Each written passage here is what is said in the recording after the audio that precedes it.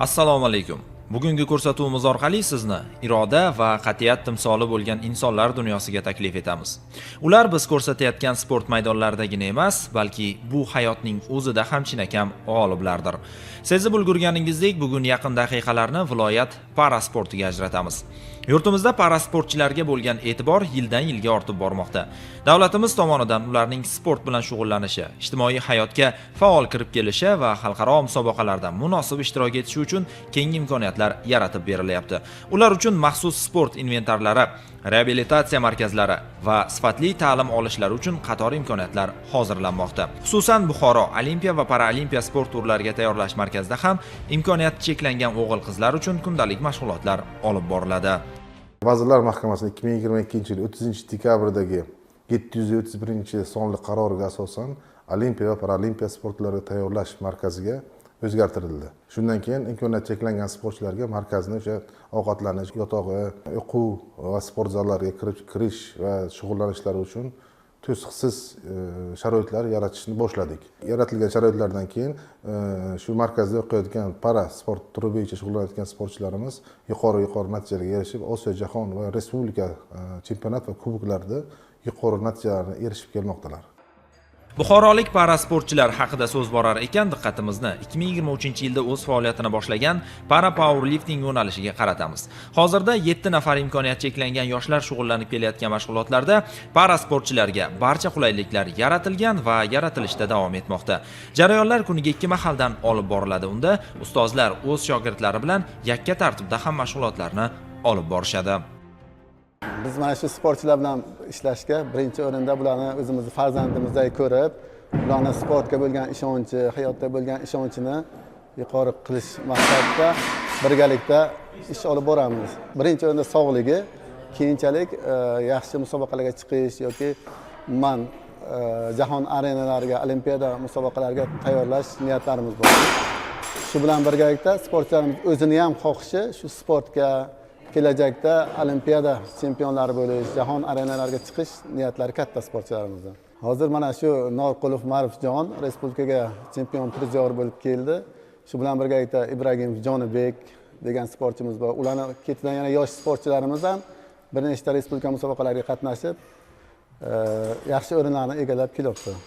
Shu bilan birgalikda bizga yaratib berilgan sharoitlardan foydalangan holda yana ham sportchilarni ruhan tarbiyalab, katta sportga tayyorlash niyatlarimiz bor. Yaratilgan sharoitlardan kelib chiqib, musobaqalarimiz 24-yilga 2 ta musobaqa o'tgan bo'lsa, hozir 25-yilda kelib 2 ta O'zbekiston chempionati hamda 2 ta O'zbekiston kubogi musobaqalari rejalashtirilgan. Oxirgi musobaqamiz dekabr oyida Chirchiq shahrida bo'lib o'tadi. Shunga hozir sportchilarimiz qizg'in tayyorgarlik ko'rib turishibdi. Dekabr oyida bo'ladigan musobaqamizda birinchi ishtirok etadigan Zoirov Umidjon yaqinda keldi, lekin biz o'ylaymanki, mana shu musobaqada yaxshi o'rinlarni olib, medallar bilan ishtirok etadi degan umiddaman. Parasportchilarga bo'layotgan e'tibor natijasi o'laroq qo'lga kiritilayotgan sovrinli o'rinlar ham ortib bormoqda. Xususan 2023-yilda Ma'ruf Norqulov O'zbekiston kubogida 2-o'rinni, Jonibek Ibragimov esa 3-o'rinni qo'lga kiritdi. Keyingi yillarda ham markaz sportchilari yuksak natijalar bilan ajralib turdi. Xususan 2024-yilda Ma'ruf Norqulov va Jonibek Ibragimov O'zbekiston kubogida 2-o'rinlarni egallashdi. 2025-yilda esa Jonibek Ibragimov, Sunnatullo Narziyev O'zbekiston chempionatida kumush medallarni, Ma'ruf Norqulov esa bronza medalini qo'lga kiritdi. Hozirda ham sportchilar navbatdagi musobaqalarga hozirlik ko'rishmoqda. Yaqinda Toshkentda eng katta musobaqam nasib qilsa birinchi o'rinlarni olib, faxrli o'rinlarni olib qaytishga ishonaman. Ota-onamga ishonchini oqlash umidim bor. Kelajakda Paralimpiada chempioni bo'lishni niyat qilganman. Navbatdagi manzil para arm wrestling jarayonlari bo'ldi. Mashg'ulotlarda hozirda 12 nafar imkoniyati cheklangan, ammo sportga mehri yuqori bo'lgan qatnashchilar shug'ullanib kelishmoqda. Ular orasida bir necha karra jahon chempionlarini ham uchratish mumkin. Misol tariqasida bolaligidan shu sportga mehr qo'yib, 5 karra jahonda tengsiz ekanligini isbotlab kelayotgan Azizbek Salohiddinov ham aynan shu zalda mashg'ulotlarni olib boradi. U hozirda yana ham shakllanib, o'z rekordlarini yangilash yo'lida toblanmoqda. 2017-yildan buyon ko'plab yutuqlarga erishib kelyapman. ko'p karra respublika chempioni, 5 karra Osiyo chempioni, 5 karra jahon chempioni bo'lishga sazovor bo'lganman. Bunday yutuqlarga erishish juda ham oson bo'lmadi. Buning tagida ancha mashg'ulotlar yotadi. Murabbiyimiz Xudoyqulov Rajabjon aka bilan shug'ullanib kelganmiz, o'zimizga texnikani qo'yib olganmiz.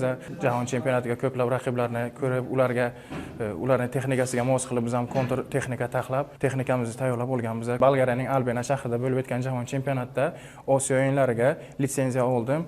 Bu Osiyo o'yinlariga hozir alohida tayyorgarlik ko'ryapmiz. Mashg'ulotlarimiz juda ham qizg'in bo'layapti. Murabbiyimiz Xudoyqulov Rajabjon bizni o'sha musobaqaga tayyorlayotib, hozir Osiyo o'yinlariga litsenziya olganmiz. Jiddiy tayyorgarlik ko'ryapmiz, chunki u yerda jahon chempionatiga keladigan raqiblarimizdan ham yanada bir barobar kuchliroq raqiblar keladi. O'shanga yarasha mashg'ulotlar olib boramiz. Kelajakda orzumuz 2028-yil Los-Anjelesda bo'lib o'tadigan Olimpiya o'yinlarida ham yurtimiz bayrog'ini ko'tarib, madhiyamizni yangratish. Bugungi kunda para-arm wrestlingchilar qatorida Azizbek Salohiddinovdan tashqari Azizbek Begiyev va Farruxbek Istamovlar ham jahon chempionati sovrindorlari hisoblanishadi. Imkoniyat cheklangan sportchilar shug'ullanishlari uchun yana bir yo'nalish para-kamondan otish turi Buxoro Olimpiya va Paralimpiya sport turlarida tayyorlash markazida faoliyat yuritmoqda. Hozirda guruhda 6 nafar para-kamonchi shug'ullanmoqda. Ularning 2 nafari compound yo'nalishida bo'lsa, qolgan 4 nafari klassik yo'nalishda o'z mahoratini oshirmoqda. Mashg'ulotlar har kuni 2 mahal o'tkaziladi. Bu esa sportchilarga maksimal tayyorgarlik ko'rish imkonini yaratmoqda.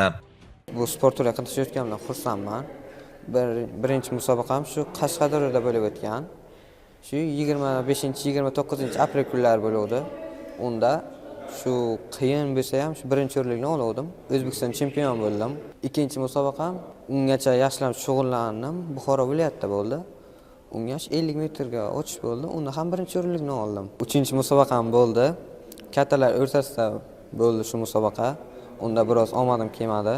Hozir esa natijalarni yaxshilash maqsadida 18 metrga yaxshi ishlayapman. Nasib bo'lsa, yaqinda yana 18 metrga Xorazmda musobaqa bo'lib o'tadi. Undan nasib bo'lsa, shu birinchi o'rinliklarni olish niyatim bor. Har bir sportchining orzusi shu Olimpiyada cho'qilarni egallab, Olimpiyada marralarini yutib, ustozini va ota-onasining ishonchini oqlash. Nasib bo'lsa, bu niyat menda ham bor. Viloyat para-kamondan otish shug'ullanuvchilarining ham natijalari ancha yuqori. Misol tariqasida o'tgan yili Sirdaryo viloyati mezbonligida kechgan musobaqada 3 ta oltin medal, shuningdek joriy yil fevral oyida o'tkazilgan turnirda 2 ta oltin va 1 ta kumush medallari qo'lga kiritilgan. Eng yuqori samaradorlik esa 2025-yilning aprel oyida kechgan O'zbekiston chempionatida qayd etildi. Unda viloyat para-kamonchilari 3 ta oltin, 2 ta kumush va 3 ta bronza, jami 8 ta medallar bilan taqdirlandilar. Umuman olganda mamlakatimizda barcha qatlam vakillari uchun sport bilan shug'ullanishlariga katta imkoniyatlar hozirlangan va bu jarayonlar hamon davom etmoqda. O'ylaymiz va umid qilamizki, imkoniyat cheklangan sportchilarimiz o'z oldilariga qo'ygan maqsad sari olg'a yurib, bundan-da yuksak natijalarni qayd etishda davom etishadi.